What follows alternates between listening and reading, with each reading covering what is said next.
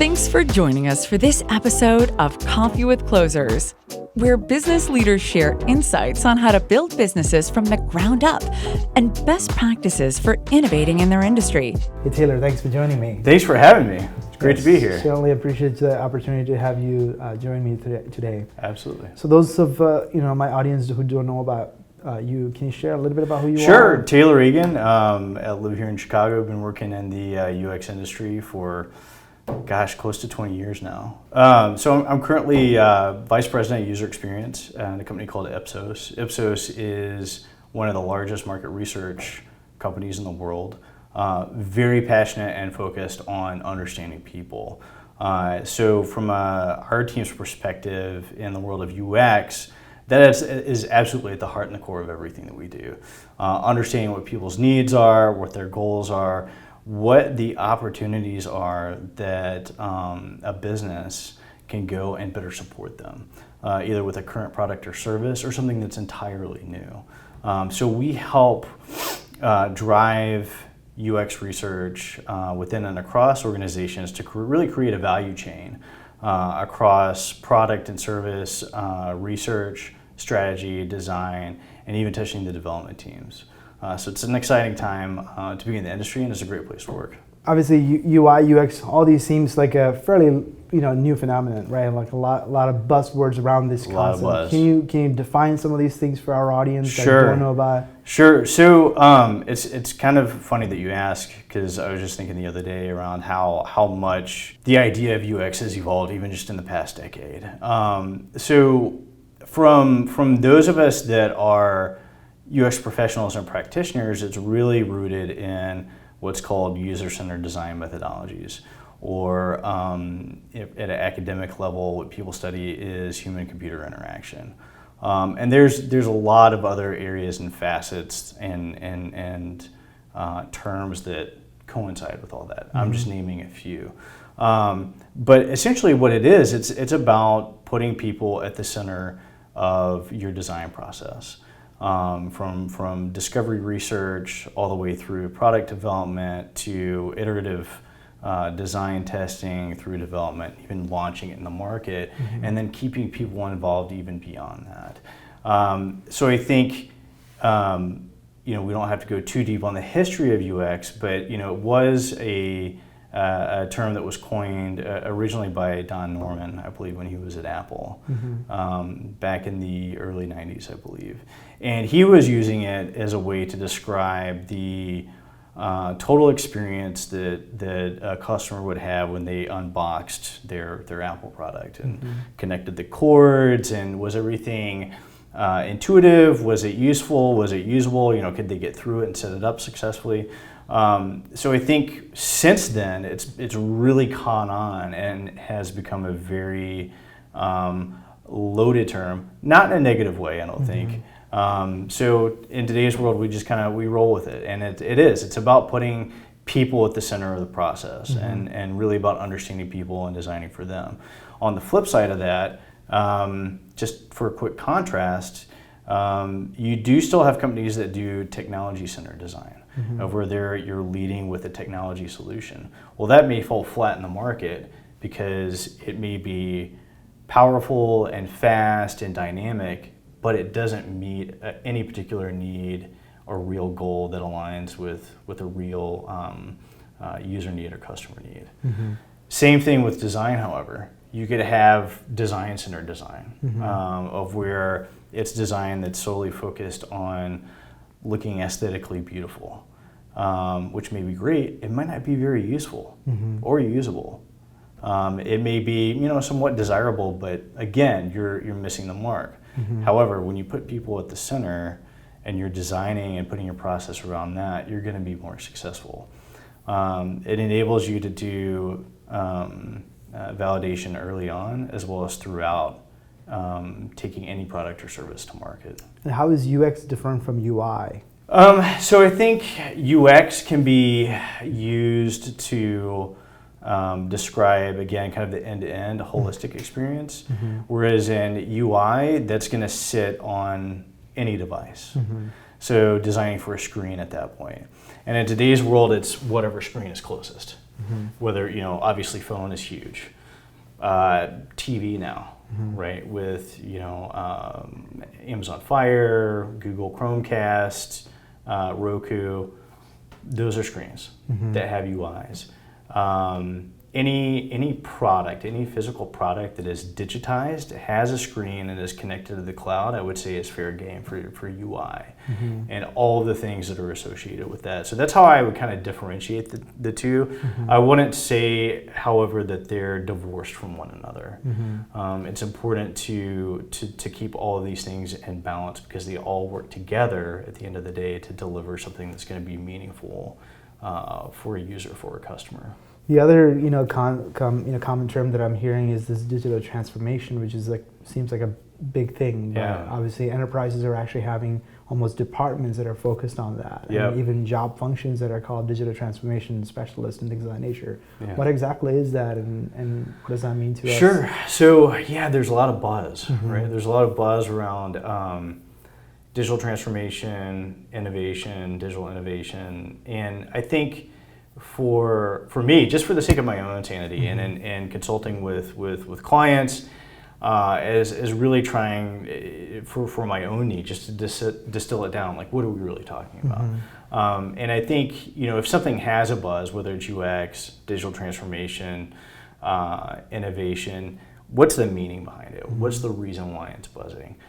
For me, I see in the clients that I've worked with in the past, 5 or 6 years, innovation is something that is more quick. It represents something that a company has grabbed a hold of in the marketplace, whether it's an emerging technology like IoT, AI, whatever the case may be. They see that and they're going to use that technology as an opportunity to deliver something that's innovative to their customers or their partners or their vendors in the marketplace.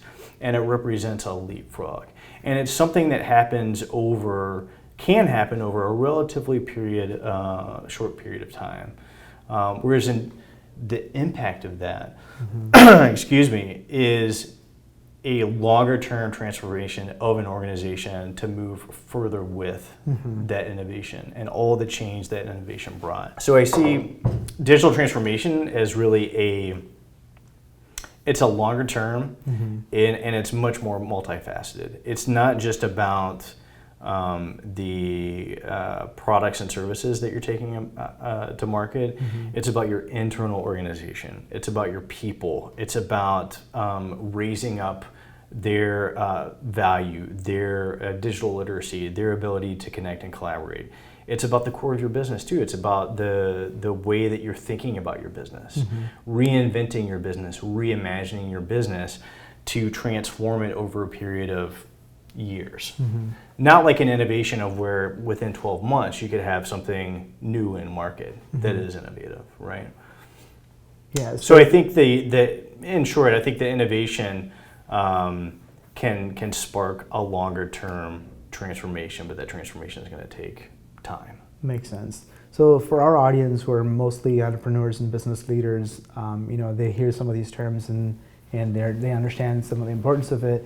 What are some of the things that they should be taking away, as they're thinking about their customers and their overall online experience? What are some of the high priorities they should have within their organizations from a digital Yeah, so standpoint? I think what I've seen, it really starts with one thing that I've seen companies be successful with. The ones that are successful, whether they're your larger companies to your middle market to your smaller companies, the way they perceive that innovation or their transformation. The ones that perceive it as an investment are successful. The ones that perceive it more as a cost center are going to have more stumbles and more road bumps along the way. And the reason for that is that when it's viewed as an investment, it's easier to come up with a vision that's shared across your organization. And it's easier to get behind. Yeah, it may be a little bit painful, but if you look at startups and even look at legacy companies that are treating it like that, they eventually land in a very new, successful area. And they take new ground as a business because they've invested in getting there. versus someone that is treating it as a cost center. It's more incremental. There's not as much force or focus behind it. There's not a shared vision that's really compelling your entire organization behind it. Can you give an example of what you mean by treating it as a cost center? What would be a project that you would think that? So if you look at some organizations that over the past 5 years or so that have had success versus ones that have kind of fallen flat. If you look at, say, I'm trying to think of a good example, like the Weather Channel and what they did. They hired leadership that came in, and they didn't treat their mandate as just a cost center as far as advertising, the advertising network that they were trying to get up and running on the Weather Channel, digital experience, so on and so forth. They really treated it as an investment. They invested in building the business. They brought the right people in. He surrounded himself with leaders that helped them push the possibilities of that platform to coincide with the technology that they had available.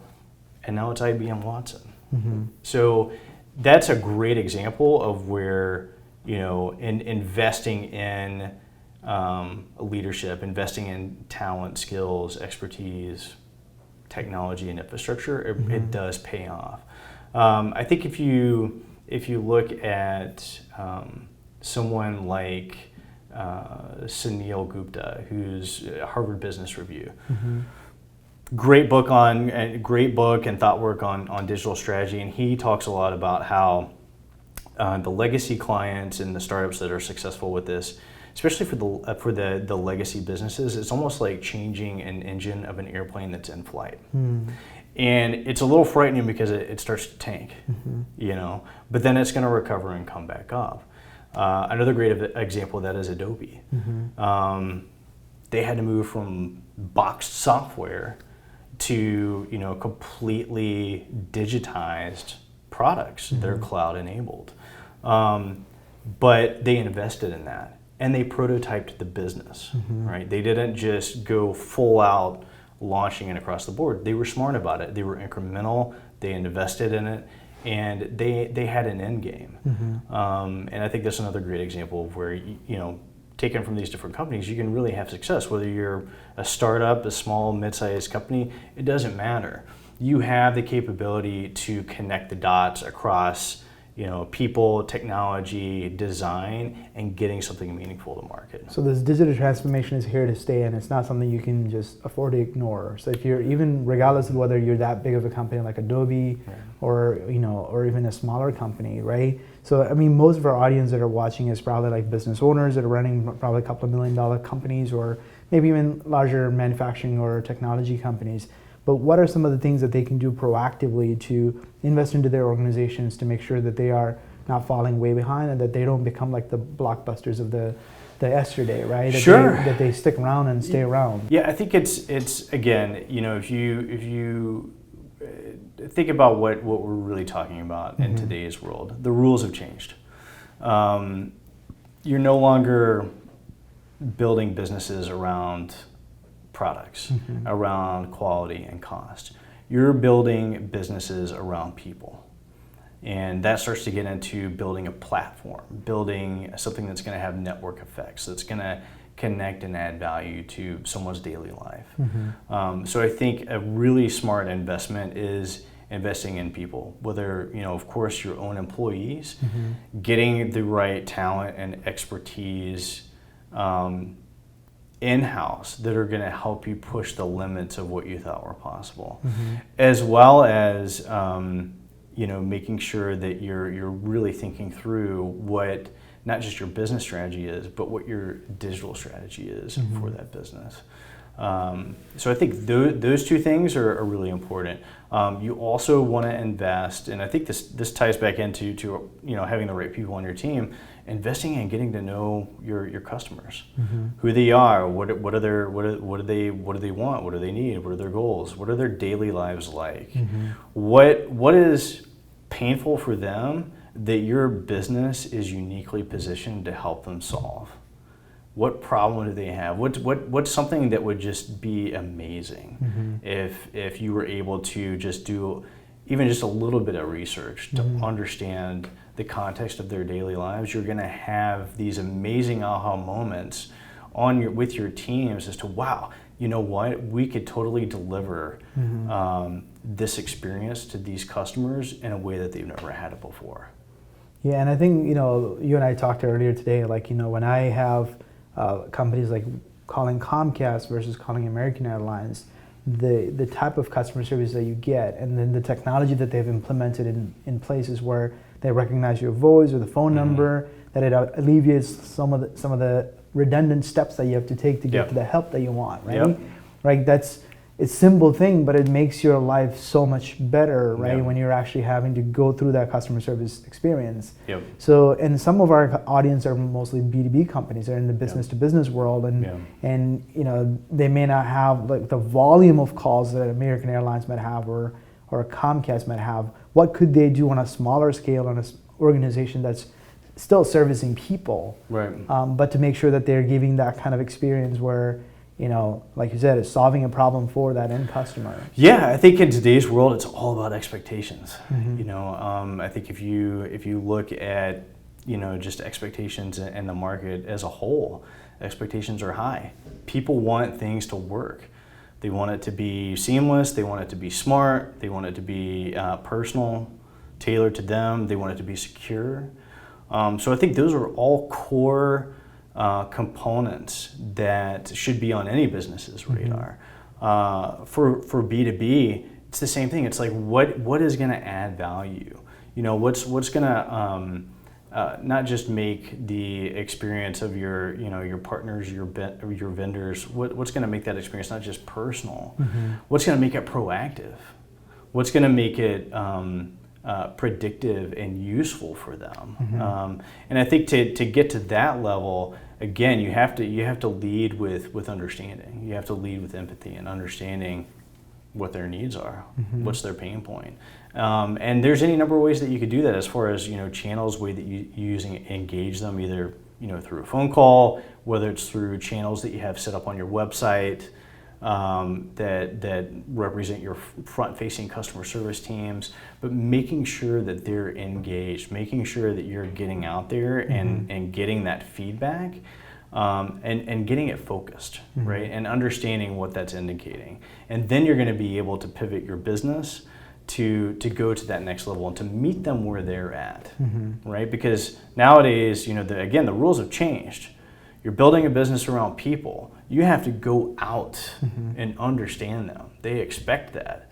Because before, traditional brick and mortar strategy, people come to us. People just come to us. Now the rules have changed, just completely flipped it on its head. So yeah, and there's no business that you can think of today that they don't have some sort of a digital touch that isn't happening, right? So they're either accessing your website or some form of digital platform that you have, that you're providing access to. And it's usually where it almost starts. Their journey starts there. And oftentimes I think people don't even understand that that website has a critical function in that the digital transformation and the digital experience. Yeah, it's, you know, I think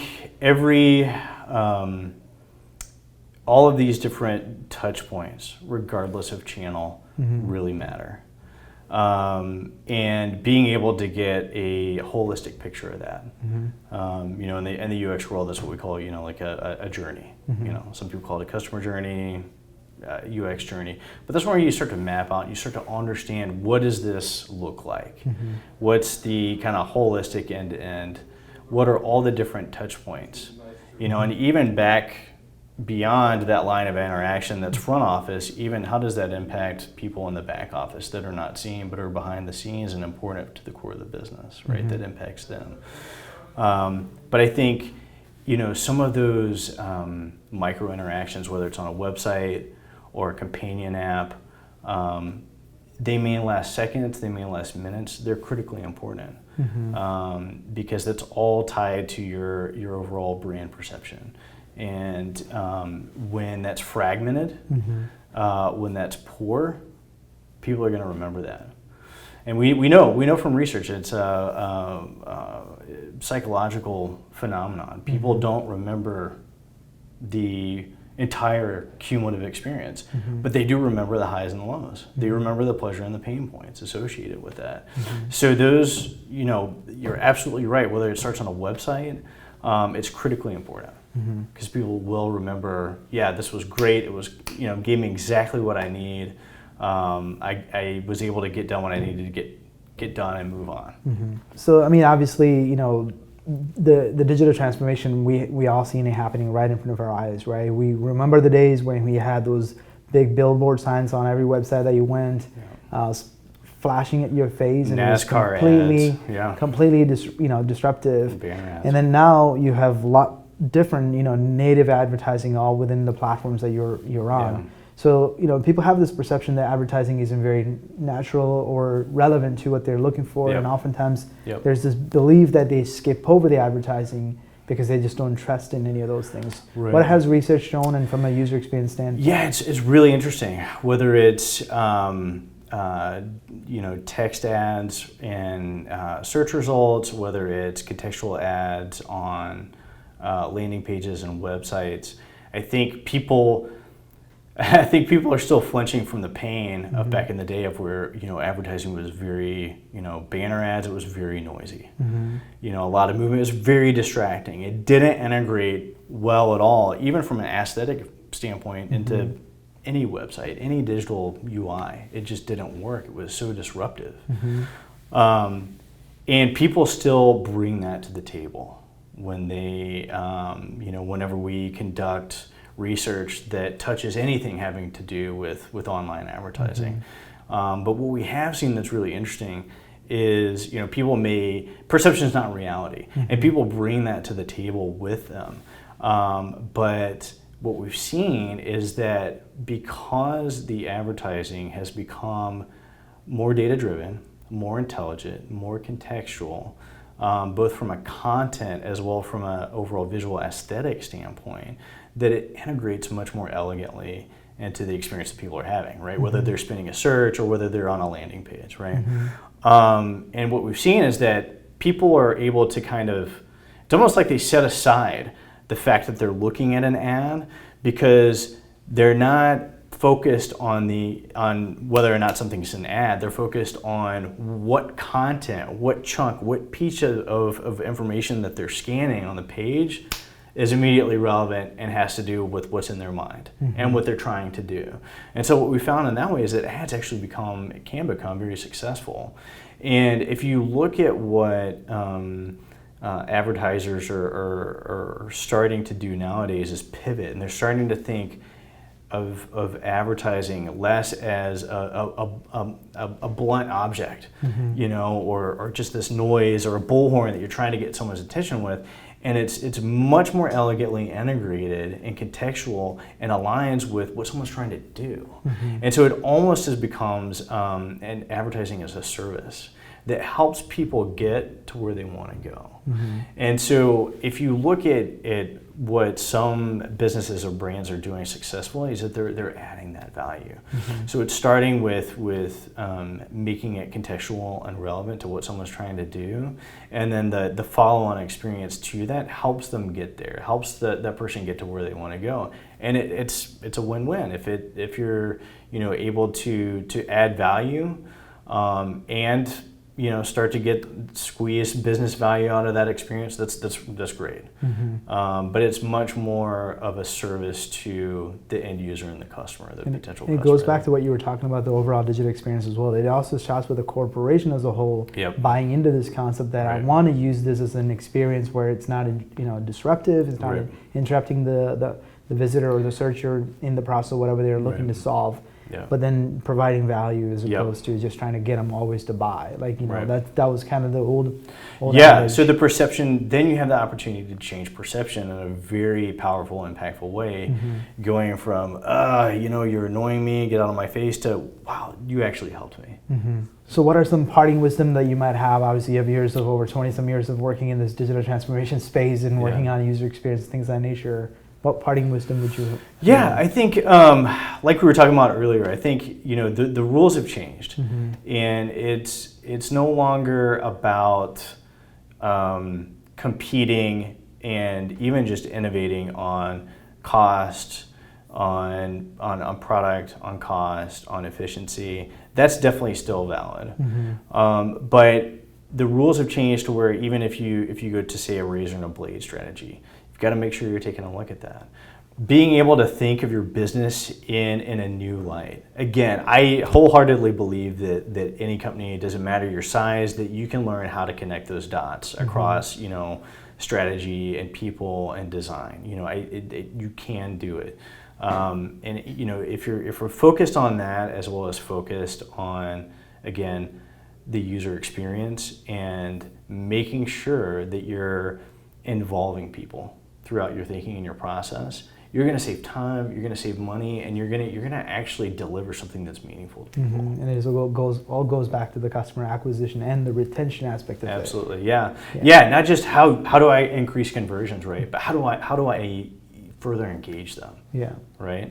And you do it through a lot of the strategies by adding that value, adding those things of where it becomes this great network effect of where the more someone uses it, the more ingrained they become in it, because it just keeps adding value to what they do. Well, appreciate the time you spent with thanks me. for having me. Yeah, most certainly.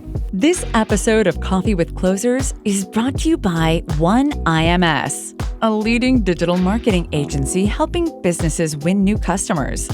To request a free marketing ROI audit, please visit oneims.com. If you enjoyed this video, please share it. To make sure you never miss an episode, please subscribe.